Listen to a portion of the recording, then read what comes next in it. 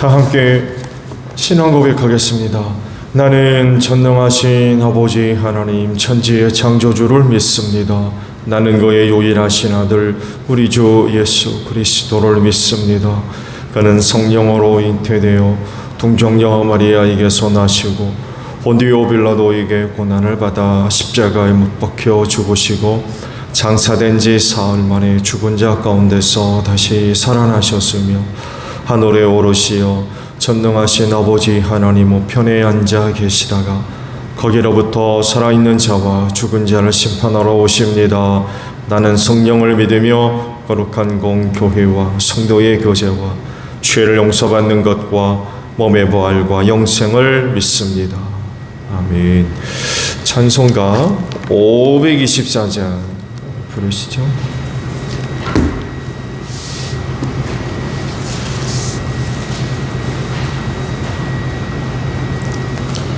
찬송가 524장입니다.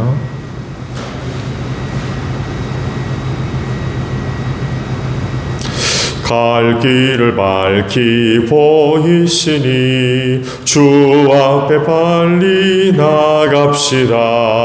우리를 찾는 구주 예수 걷어라 하시네.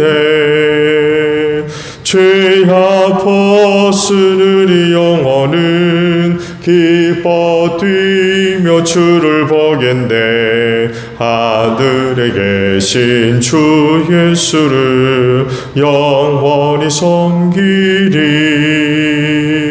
우리를 오라 하시는 말 기쁘게 듣고은 정하세. 구주를 믿기 지체 말고 속속히 나가세. 죄 아파 쓰느니 영혼은 기뻐 뛰며 주를 보겠네. 하늘에 계신 주 예수를 영원히 섬기리. 주 오늘 여기 계시오니 다 와서 주의 말씀 듣세. 듣기도 하며 생각하니 참 진리시로다. 죄 아파 쓰느니 영혼은 기뻐 뛰며 주를 보겠네. 하늘에 계신 주 예수를 영원히 섬기리. 하박국의 말씀을 봅니다.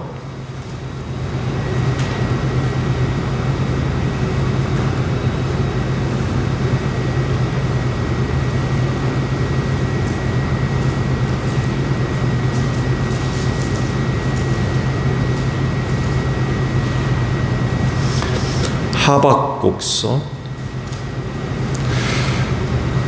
1장 1절에서 17절까지 봅니다.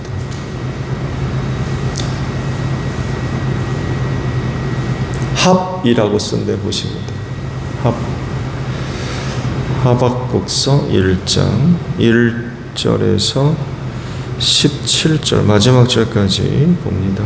이것은 예언자 하박국이 묵시로 받은 말씀입니다. 살려달라고 부르짖어도 듣지 않으시고 폭력이다 하고 외쳐도 구해주지 않으시니 주님 언제까지 그러실 겁니까? 어찌하여 나로 불의를 보게 하십니까? 어찌하여 악을 그대로 보기만 하십니까?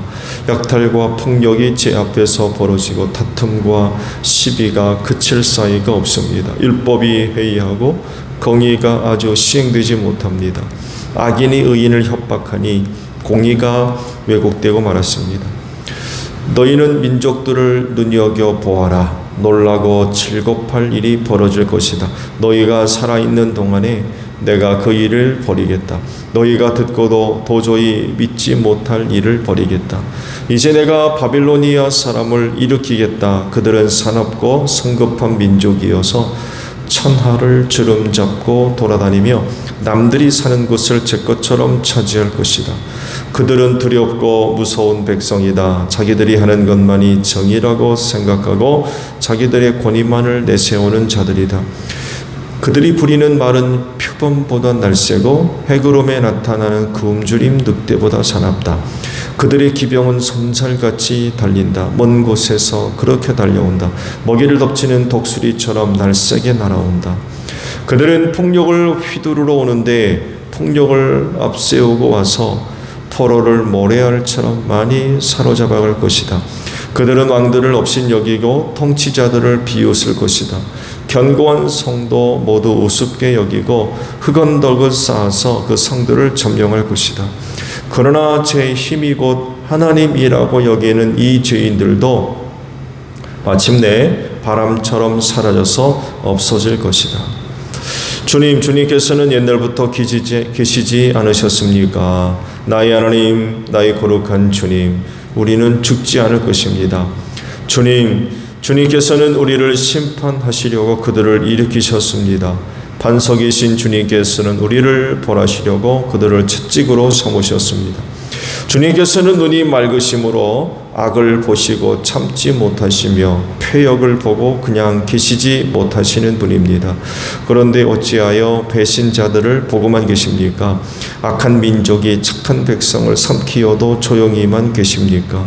주님께서 백성들을 바다의 고기처럼 만드시고 다스리는 자가 없는 바다 피조물처럼 만드시니 악한 대적이 낚시로 백성을 모두 낚아올리며 그물로 백성을 사로잡아 올리며 쟁이로 끌어모으고는 좋아서 날뜁니다.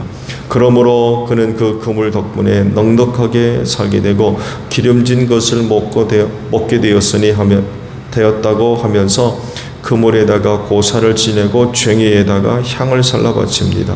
그가 그물을 떨고 나서 곧 이어 무자비에게 뭇백성을 죽이는데 그가 이렇게 해도 되는 것입니까? 아멘. 자, 오늘 아침에는요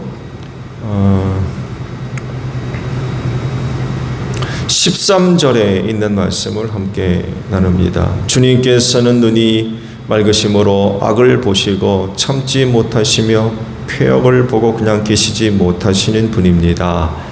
그런데 어찌하여 배신자들을 보고만 계십니까? 악한 민족이 착한 민족을 삼키어도 조용히만 계십니까? 라는 말씀입니다. 하박국서를 잠깐 먼저 이해를 하면 시대적으로 남유다를 중심으로 해서 바벨로니아 제국과 남쪽에는 이집트, 애굽 사이에서 굉장히 어려운 시기를 보내는, 그리고 결국에는 바벨로니아 제국에 망해서 제1차 포로기가 시작되는 그때 이제 시기적인 배경을 하박국서가 가지고 있습니다. 아시리아 제국이 바벨로니아 제국에 의해서 이제 망하죠. 그래서 아시리아 제국 때에 북이스라엘이 망했죠. 아시리아 제국의 침입을 견디지 못하고 북이스라엘이 이제 먼저 망하죠. 그리고는 이제 뿔뿔이 흩어지죠. 아시리아 제국의 정책에 의해서 북이스라엘 지역에 살고 있는 이스라엘 민족들을 전부 이방으로 흩어버리고 그 땅에 이제 이방인들이 들어와 사는 이런 그 일이 벌어지면서 이제 북이스라엘이 완전히 망하게 되죠. 그리고는 다시는 이제 회복이 안 되죠. 이 남유다만이 이제 남게 되죠. 그렇지만 남유다도 결국 바벨로니아 제국에 의해서 망하면서 포로로 붙들려가고 70년 만에 이제 돌아와서 다시금 남유다가 세워지는 이런 그 과정 가운데 하박국이 예언자로 이제 부름을 받아서 사역을 하게 되죠. 요시야 왕 때 그가 이제 부름을 받아서 사역을 하게 됐는데, 요시야는 반아시리아 정책을 이제 폈던 사람이고요. 그런 와중에 바벨로니아 제국과의 전쟁이 벌어지게 되었을 때에 이집트에서 군사 원정이 일어나기 시작합니다. 아시리아 제국을 돕기 위해서 이집트가 군대를 일으킨 거죠. 그게 올라오려면 당연히 팔레스틴 지역을 지나가야죠. 근데 요시야 왕은 반아시리아 정책을 펴고 있었기 때문에 아시리아를 돕기 위해서 올라오는 이집트 군대를 막아서게 되죠. 그래서 그만 갈그미스 전투에서 싸움을 벌였는데 무기또에서 그만 전사를 하게 되죠. 뜻하지 않게 그만 전사를 하게 됩니다. 그러면서 남유다가 급격하게 국운이 기울기 시작하죠. 왕이 죽으니까 이집트에 의해서 남유다가 이제 속국이 되다시피 이제 되면서 굉장히 큰 시련을 당하게 되죠. 그러면서 이집트에 의해서 남유다의 17대 왕인 여호아스가 세워지게 되죠.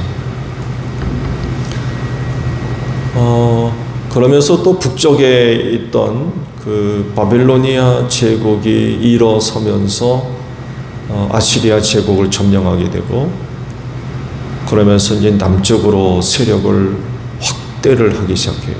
그러려면 또 반드시 팔레스틴 지역을 또 거쳐가야 되죠.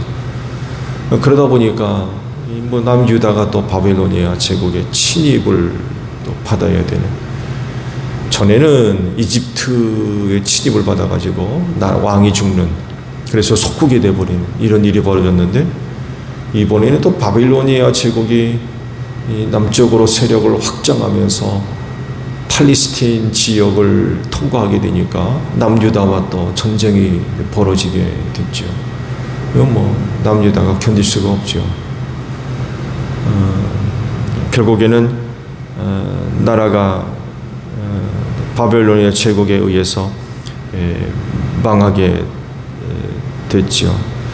그러면서 이제 여호야김이 새롭게 왕으로 세워지게 되면서, 이때 많은 백성과 귀족들이 바벨로니아 제국으로 포로로 붙잡혀가는, 이것이 이제 1차 바벨론 유수 포로 시기가 이제 시작이 됐죠.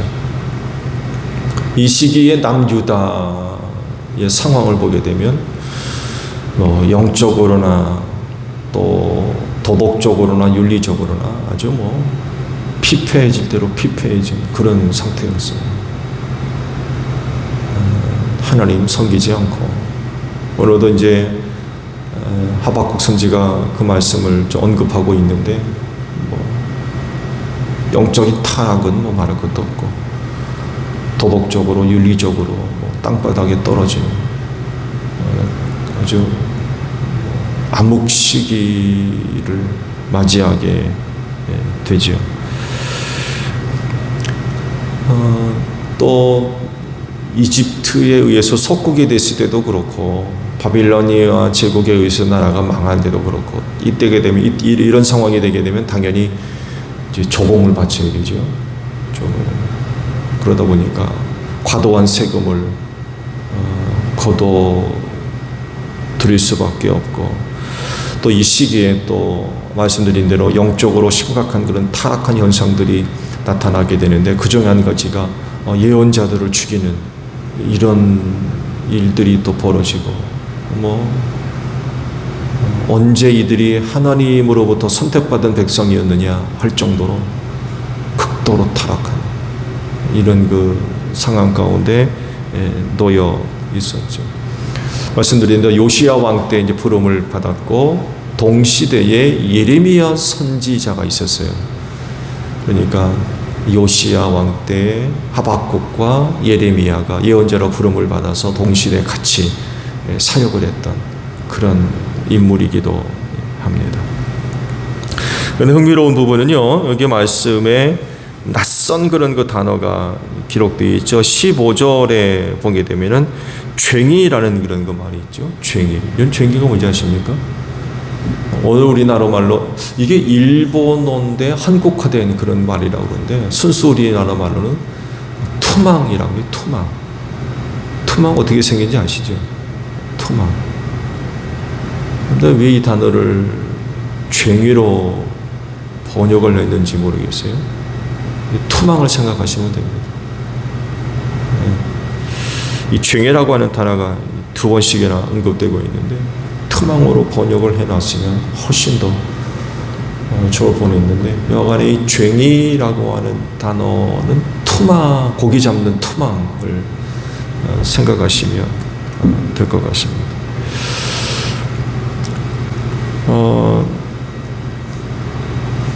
하박국 선지자 시대에 남유다는 말씀드린 대로 풍전등화였어요. 언제 꺼질지 몰라요.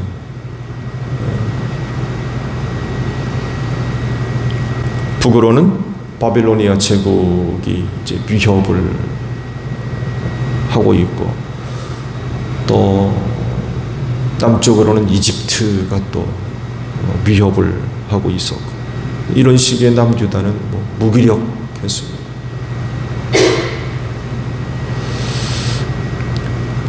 일단 근본적으로 나라가 남북으로 갈린 게 큰 원인이고요.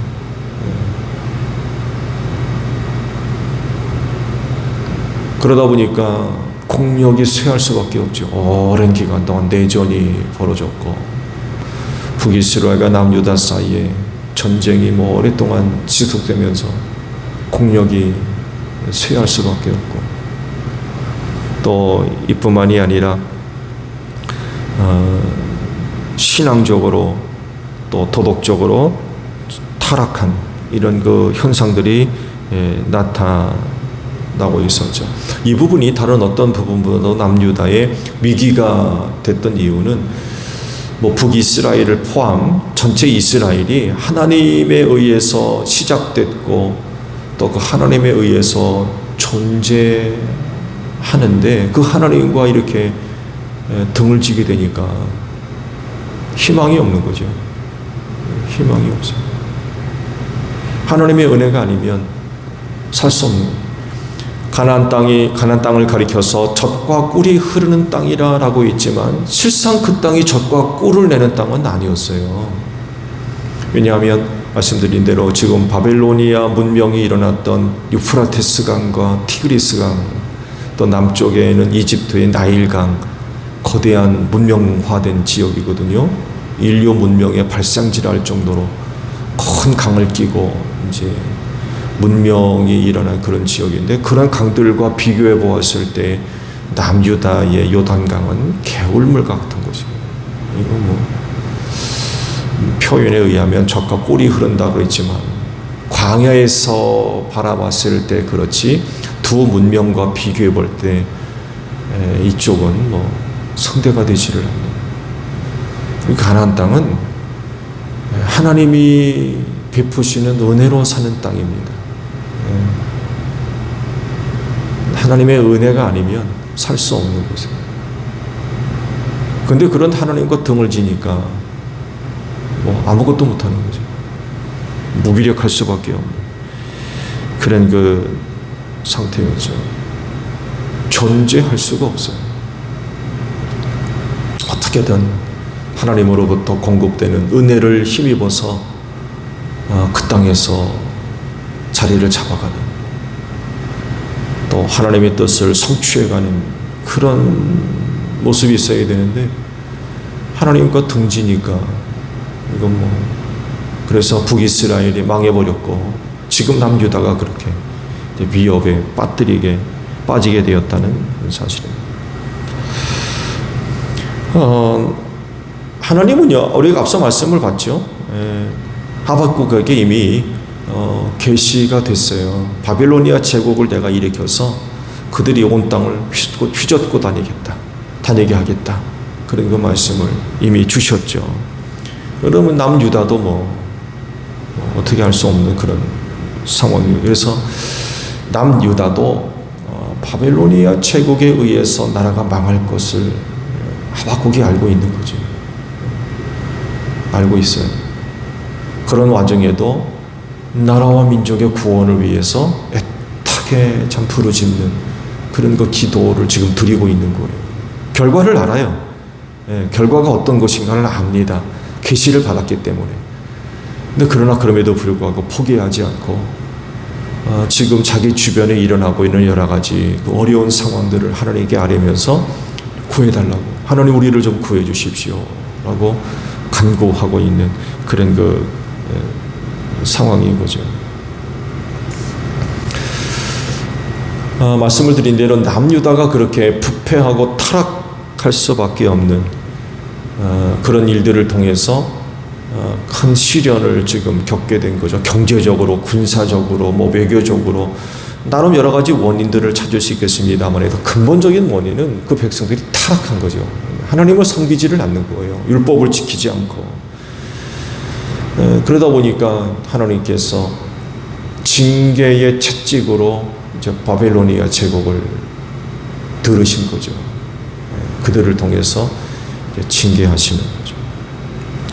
그럼에도 불구하고 하박국이 이제 하나님의 은혜를 구하는 거죠. 우리를 좀 살려달라고, 우리를 구원해달라고 이제 간구하고 있는 것입니다.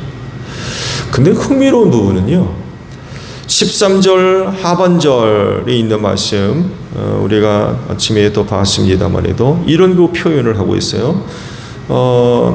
악한 민족이 착한 백성을 삼키어도, 이런 표현이 있죠. 그렇죠? 누가 악한 민족이고 누가 착한 민족입니까? 사실 하나님 앞에 악한 민족과 착한 백성은 사실 구분이 안 돼요. 똑같아요. 왜? 둘 다 타락했기 때문에. 그런데 하박국 선지는요, 둘을 구분했어요. 악한 민족은 누구겠습니까? 바빌로니아 제국입니다. 그러면 착한 백성은 누구겠어요? 당연히 남유다죠.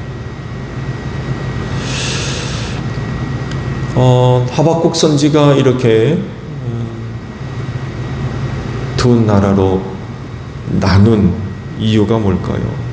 가장 큰 차이는 하나님을 섬기느냐 아니냐, 하나님으로부터 선택을 받았느냐 그렇지 않느냐, 그 차이입니다. 그렇다고 그러면 당연하게 바벨로니아 제국은 악한 그런 그 민족이 되겠고, 그렇지만 남유다는 하나님으로부터 은혜 받은 그런 그 백성들이거든요. 그래서 그들을 가리켜서는 착한 백성이다 라고 표현이 되어져 있습니다. 그렇지만 그럼에도 불구하고 타락하고 부패해 있거든요. 하나님 섬기지 않고 우상 섬기고 율법 버리고 그런 생활들을 하고 있거든요. 그런데 하박국 선지는 남유다를 착한 백성이라고 언급하고 있어요. 왜일까요? 이유는 하나님으로부터 은혜와 사랑을 받았기 때문에 그래요. 지금 그들이 그렇게 타락하고 부패했어도 하나님으로부터 선택을 받았고 또한 은혜와 사랑을 받았기 때문에 그렇습니다. 저들의 죄악으로 인하여서 징계를 받고 있지만, 그러나 남유다는 분명히 하나님으로부터 은혜 받은 민족이면은 틀림이 없는 거죠. 이런 이유로 인하여서 착한 백성이라고 언급을 하고 있어요. 착한 백성이기 때문에 하나님도 그들을 버리지 않을 것이라는 거죠. 그래서 고백하잖아요. 우리는 살 것입니다 라고 하잖아요.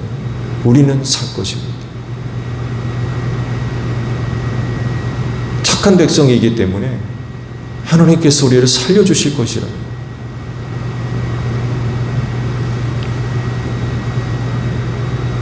징계는 잠깐이었죠. 시기적으로 계산한다면 70년이라는 세월이 있습니다만 해도 징계는 잠깐이었어요. 영원히 지속된 게 아니었어요.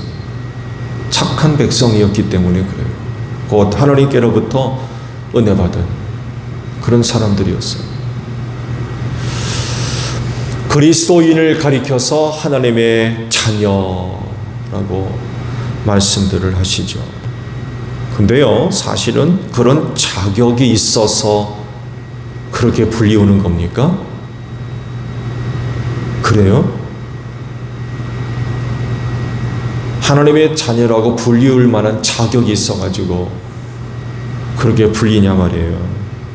아니라는 거지. 예수 믿어 하나님의 자녀가 되는 권세를 받았지만, 그러나 그럼에도 불구하고 여전히 죄인들이라는 것입니다. 그렇지만 하나님은 믿음을 보시고 그들을 그렇게 보지 않으시는 거죠. 그리스도인이 하나님의 자녀가 되었다고 해서 모든 것을 갖춘 자격 있는 존재라고 생각할 수 있는데 사실은 그렇지 않습니다. 여전히 연약하고요, 부족하고요, 흠과 티 갖고 있고요, 넘어지고 쓰러지고 그렇습니다. 자격미다인 거죠. 자격미다. 그런데도 예수 믿는 믿음 하나 보시고 우리를 하나님의 자녀라고 불러주십니다. 하나님을 아바라고 부르게 하신 거죠. 그거 자격이 있어서 그렇게 된 게 아니라는 거예요. 예수 믿는 믿음 하나 갖고 있어서 그 믿음을 보시고 그런 은혜를 허락해 주신 거죠. 여전히 우리는 하나님의 자녀라고 일컬음을 받고 있지만 부족해요. 연약하고.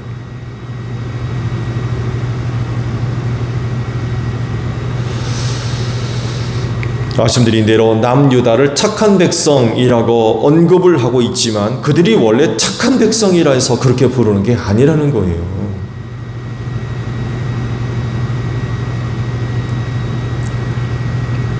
하나님이 그런 그들을 사랑하시고 은혜 주시고 선택하시고 율법 주시고 그런 은혜 때문에 그렇게 불리우는 것뿐입니다.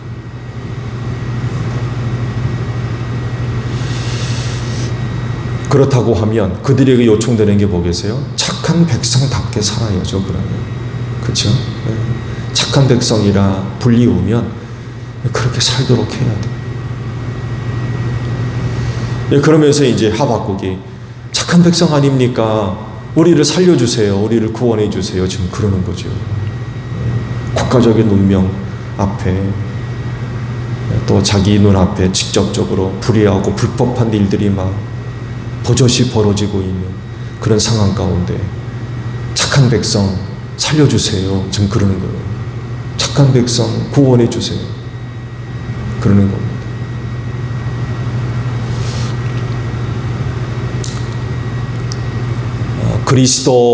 그리스도인으로서의 삶, 여전히 오늘 우리에게 요청되는 게 있죠. 그렇게 살아야 된다는 거죠. 하나님의 자녀라고 불리울 때에 거기에 맞는 그런 그 삶의 모습들이 여전히 요청되고 있죠. 애써야 돼요. 애써야 됩니다. 하나님의 자녀로 불리우기 때문에 거기에 합당한 그런 그 삶의 모습들을 갖추어야 된다는 거죠. 그 뭐겠어요? 하나님을 섬기는 것입니다. 삼위일체 하나님 잘 섬겨야 되고 또 말씀에 순종하는 그런 그 생활도 이렇게 살아갈 때에 하나님의 자녀라고 불리우는 것이 부끄럽지 않는 그런 그 모습이 되지 않을까 합니다. 반드시 그런 그들을 하나님께서 구원해 주실 줄로 믿습니다. 오늘 하루도 우리는 하나님의 자녀로 살아갈 겁니다. 그렇죠? 이건 뭐 예수 믿기 때문에 부인 없는 사실이에요. 놀라운 것은 우리가 하루 동안에도 뭐 연약하고 부족함 때문에 쓰러지고 넘어지는 일이 있어도 하나님의 자녀라고 불리우는 것 취소되지 않을 거예요. 하나님께서 그렇게 우리를 부르시기 때문에 그래요. 그렇다고 하면은 우리 빨리 정신 차리고 하나님의 자녀다운 삶의 모습들을 회복하고 지켜나가는 이런 그 모습들이 필요합니다. 말씀드린 대로 그런 자격이 있어가지고 그렇게 불리우는 게 아니라는 거예요. 전적인 하나님의 은혜 때문에 우리가 그렇게 불리우는 거죠. 여러분, 우리가 자격이 있어서 하나님을 아바라고 부르는 겁니까? 그렇지 않거든요. 은혜예요, 은혜.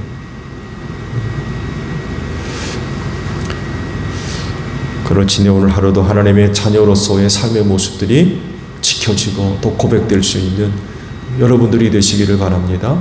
어려운 일을 만났을 때도 낙심하지 마시고요. 왜?